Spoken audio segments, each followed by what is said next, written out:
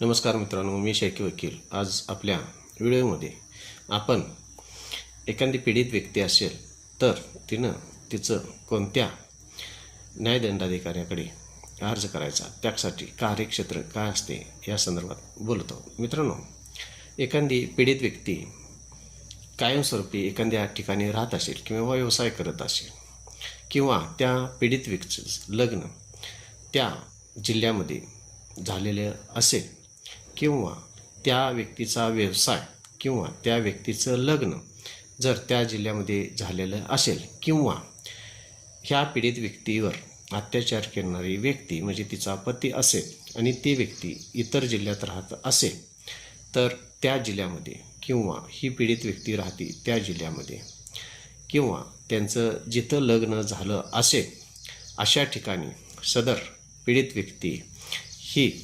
न्यायालयाकडे प्रथमवर्ग न्यायदंडाधिकारी यांच्याकडे दाद मागू शकते.